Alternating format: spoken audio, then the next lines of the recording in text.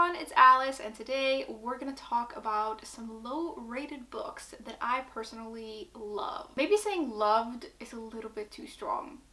It probably is, but I at least ended up liking these books quite a lot more than the average. And I just thought this could be an interesting video because I don't know about you, but when I look up Goodreads ratings, if a book has a really low rating, sometimes I will think like, maybe I won't read that then. And I do think that sometimes that's the right decision, but sometimes it's not. So I'm gonna show you a bunch of books that do have quite low average ratings on Goodreads, but that I ended up really liking. I'll try to talk a little bit about why I ended up liking them and maybe why others don't, so you can suss out if the book is for you. A lot of these won't be because they are a little bit weird, and I do feel like weirder books often have like lower average ratings because they just don't appeal to a lot of people. But I, for instance, really like weird books. Not all of them, but some of them. We're gonna start with the highest ranked, I think, and then work our way down. And we're gonna start with The Wisteria Society of Lady Scoundrels by India Holton. And this has an average rating of 3.66 on Goodreads, which when I first saw it, I found it a little bit surprising, but when I think about it, it probably isn't. This is a historical fiction fantasy book set in Victorian England, where we meet this young woman who is a very proper Victorian lady, but she's also a thief. And she's a part of this society of lady thieves, basically. They're like a crime society.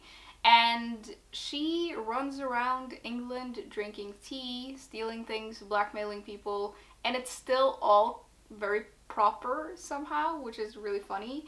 And then during her adventures, she runs into this assassin who has been sent after her, which is actually quite flattering that she's influential enough to have an assassin after her. And then they sort of cross paths and all kinds of shenanigans happen. The thing with this is that it is a little ridiculous, and if you can't get into it, you're just not gonna enjoy it. You sort of have to go along with it, I feel, in order to like this book. I also think that the writing is quite particular, and I could see that that's not for everyone, but I really liked the writing. I liked the tone and the humor, but it feels very hit or miss. So I think if you read like the first 50 pages of this and you don't like it, you're not gonna like it, because that's what the whole book is like. I think if you go into this wanting just a romp of a book and you just want something fun and a little silly, like, this is perfect. It's very light in that way, and I especially really enjoyed the humor. There are some really cool historical aspects as well. I really like all of the humor around like Victorian society, which was so proper and there are so many rules, but then these people are also thieves. And how that sort of works together I really liked. Like, there's a proper way to rob someone and you have to sort of, I don't know. It's a little silly, but I had a really good time with it. I do think if you're into like the nitty-gritty of world building and stuff like that and you want everything explained, this isn't the one. You kind of just have to go with it.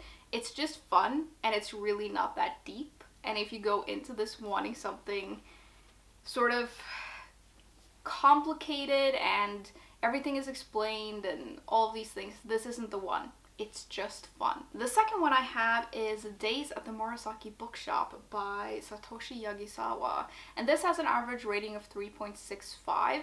And I find that with a lot of Japanese translated books, and kind of with translated books in general, they have lower ratings, which I don't really understand, but maybe that's just because I really like translated books, and I really like books translated from Japanese. So maybe there's just like a vibe to them that I really like, and I don't really understand why other people don't. The story is about this 25-year-old woman who finds out that her long-term boyfriend is marrying someone else, and they work together, and she just like, she's devastated and she just needs to get away from it, so she quits her job, and her uncle reaches out to her and asks her if she can come help him in his bookshop, and she can like live above the bookshop, which is a good situation for her because she just needs to get away. She's not a reader though, so the story is sort of about her going there and discovering books and what books can do for people, and it's very much a story about like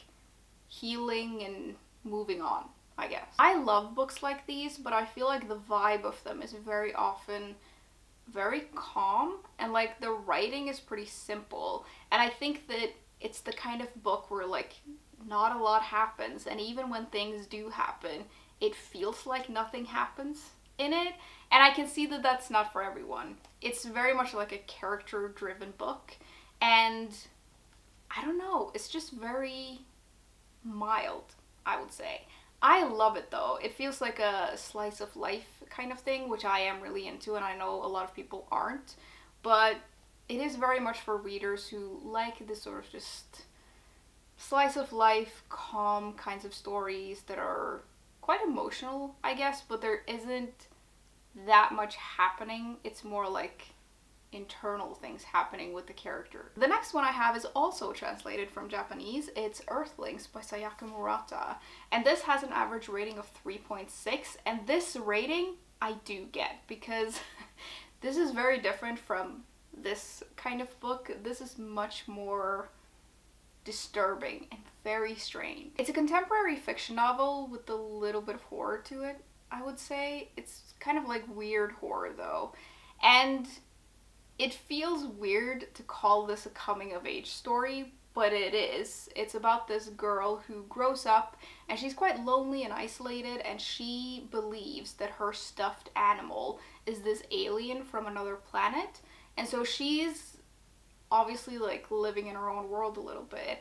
And then in her youth, something happens with her cousin that like changes everything. And then later in life, we meet her again, and she is basically just pretending to be a normal person.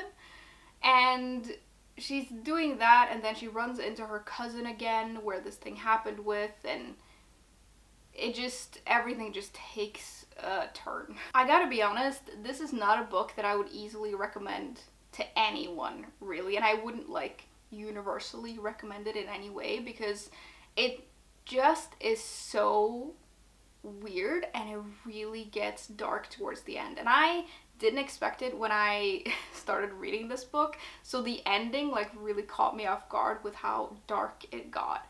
I really liked it though, because I like weirder books and I like when things get really dark, but yeah, it's not a book that I would easily recommend. It's also like trigger warning central. There's so much in here that I feel like could really set people off. And yeah, it's a difficult book to really talk about without getting into the details of it, but I don't want to give the details away because I feel like not knowing what was going to happen in this book was like a part of the magic of it.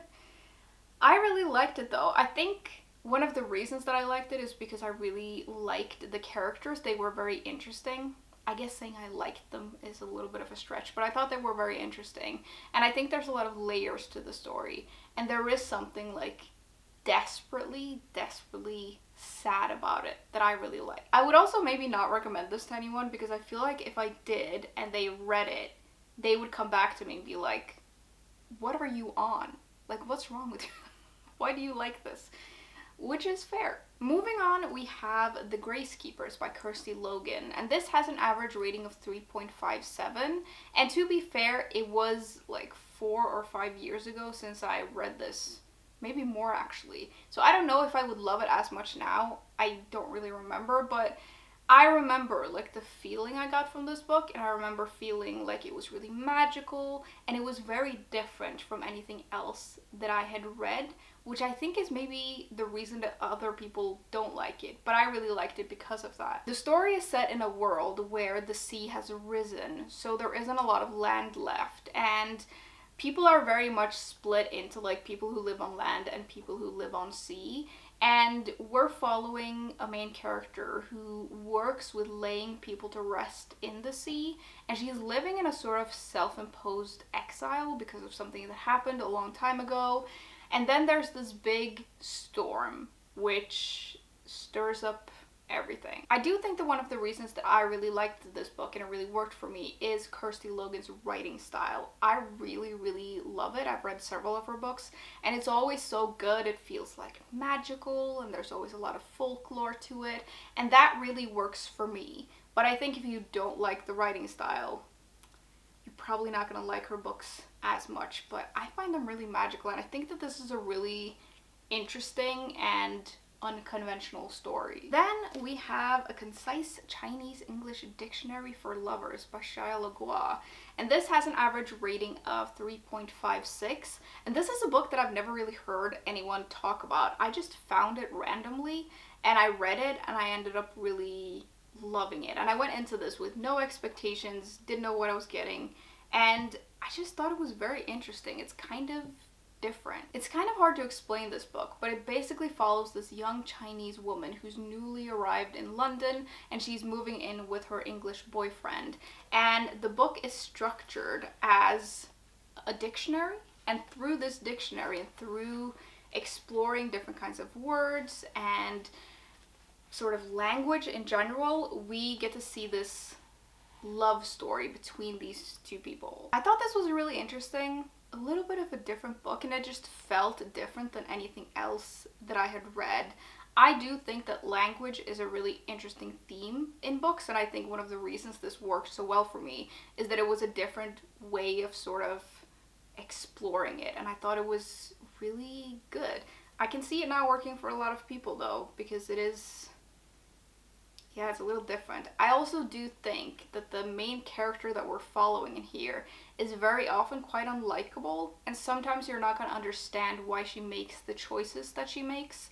I think that's really interesting in characters, but I know not everyone likes reading about unlikable characters, so there's that. Then we have a book that I remember was everywhere a few years ago, and I remember I read it and I really liked it, and I thought, this is a book that like most people are gonna like. I thought it was sort of universally liked, and then later I found out that that was not the case.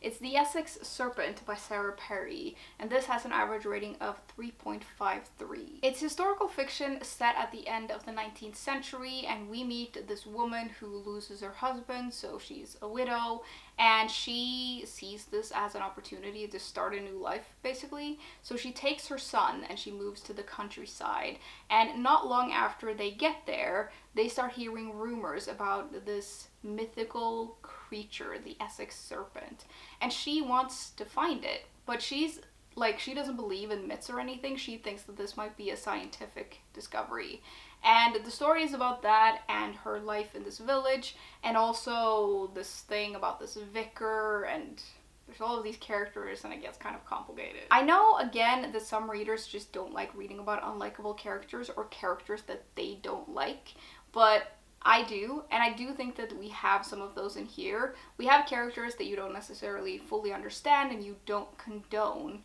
their choices. I think those characters are really interesting to read about though. I think that's one of the things that makes this book interesting. And there are some characters in here that make like some morally interesting choices, I would say, but I thought it was really interesting. Again, I also really like the writing style of this author. I found it really atmospheric, and I loved the historical setting. I think maybe it's a little bit slow for some people, but I feel like when the writing is like this, it works to have a little bit of a slower story. Then we have a book that I'm pretty sure I understand why the rating is a little bit low. It's The Mitford Murders by Jessica Fellows, and this has an average rating of 3.51.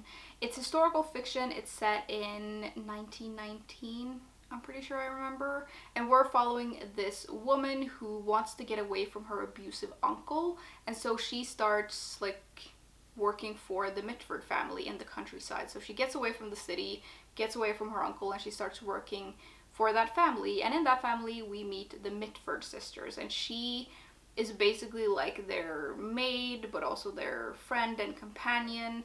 And then there is a murder on a train and they get caught up in it. I think that the issue with this is that it's very loosely based on real people, but it is a fully fictionalized book. And so the Mitfords, they were a real family, and the Mitford sisters, like, there's a lot of talk around them and a lot of people are really interested in them. And if you go into this book wanting to read about the Mitford sisters, that is not what you're gonna get.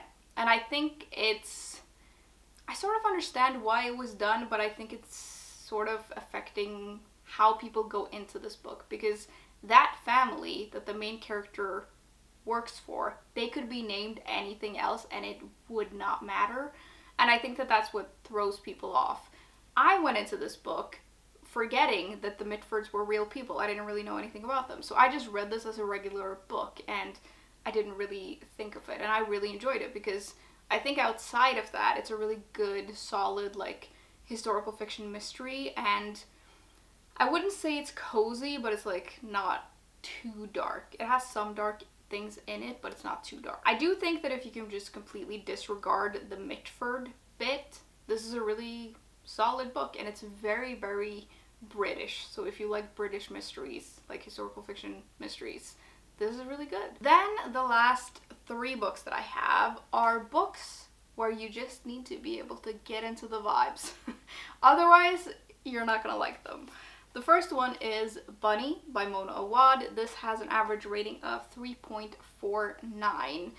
And this is just one of those books that you're gonna love or you're gonna hate. There's no in between. The story is about a woman who has gotten into this really prestigious writing program, and she's kind of like a loner, and in her class there are these girls that she absolutely hates. There are 3 of them, and they all call each other Bunny, and they're like really, really close, and she just doesn't like them. She thinks they're really weird. But then one day she gets invited to one of their events, for lack of a better word, and off we go on a really weird journey. I think if you're the kind of reader who wants a clear explanation to just about anything, this isn't the one for you, because you're not going to get a lot of answers in this one. It is really bizarre, and it gets more and more weird as we get along, and it gets sort of like, in a way it's difficult to understand, so you sort of just have to go along with it and like the vibes, otherwise you're not gonna really like it. It has weird characters, it has unlikable characters, it is not fully like clear, I would say, but if you like dark academia vibes and you like a little bit of atmosphere and you like weird characters, this is quite an interesting book. I do think it's one of those books where, like, most people who like it will say, like, it was weird, but I liked it, I think. It's just like one of those books. Second to last, we have a book that I finished not too long ago. It's Madam by Phoebe Wynne. And this is actually one of the reasons that I wanted to make this video, because I finished this recently. And this is a book that I heard about a couple of years ago. And every time I heard about it, I was like, oh, that sounds right up my alley. It sounds perfect for me. And then I would look it up and I was like, the ratings are not great. It was at like, I think it's at like 3.2 something. So it's pretty low, and I was like, maybe I shouldn't read it then. But then I did finally read it because I just couldn't stop thinking about it, and I really, really liked it. This is set in the 90s, where we meet this teacher who is hired at this super prestigious school, and the school is very mysterious. It's a boarding school for girls, and it's been there for 150 years, but no one really knows what it is that they're doing there. And this school has not hired anyone new or any outsiders in like at least a decade, so the fact that she got this job is like a really big deal, and it's a huge opportunity. And then she gets there, and like people won't really tell her what's going on at the school, and there are all of these weird things that she's like, what is this? And then eventually things are sort of slowly revealed, and this really challenges her views and her as a person and as a teacher. I do think that an important thing to note about this is that I am a reader where atmosphere is like really, really important. And it can almost, if it's really good, it can almost carry a whole book for me. And I know atmosphere is important to a lot of readers, but like for me it's a huge thing. And there is a lot of atmosphere in here. And I think that's one of the reasons that I really got on with it. I also think that the main character is very interesting, and I saw some reviews later where like people didn't like her, and they didn't like that she made some decisions that she made and that she wasn't like as strong as maybe she should have been. I really liked that. I liked that she really, really struggled throughout the book, and she wasn't always perfect. She didn't always make the right decisions, and she, like, it took her a while to get to where she needed to be, but I really, really enjoyed it. I loved the school. I thought that the mystery of the school was really interesting. I do think that the ending is a little convenient for some readers, but I really like the ending as well. So I don't know, this just really worked for me. I do see that it's maybe a little bit too slow for some readers, so I get that, but I think it has a surprisingly low rating because I do think this is really good. Lastly, we have the lowest rated book in this stack. It is Catherine House by Elisabeth Thomas, and this has an average rating of 3.12. And I totally get that I'm in the minority with this one, but I really like this. This one is again about a girl who gets into a school and it's really prestigious and super mysterious. No one knows what goes on there. She gets there and she realizes that something is off and she's sort of trying to figure it out. Kind of. So to me, this was just really good. It has a very particular claustrophobic, almost hazy feeling to it that I really liked. Again, the atmosphere of that really did a lot for me. We're following a main character who I think that not a lot of people are gonna like reading about. She's very apathetic and she's impassive to a lot of things. So she is sort of trying to figure out what goes on at the school, but she also kind of isn't because she just doesn't do a lot. And again, this is one of those books where yes, things happen, but it feels like nothing happens in it. For some reason, that just really works for me. And I just really liked the setting of the school and this like cult-like feeling of it. I just thought was really interesting. All of these things that I liked, I can totally see that other people wouldn't like. So I think that that's what's throwing people off. I also think that this is the kind of book that is like almost all vibes. So if you can't get into the vibes, there's not a lot here for you, I would say.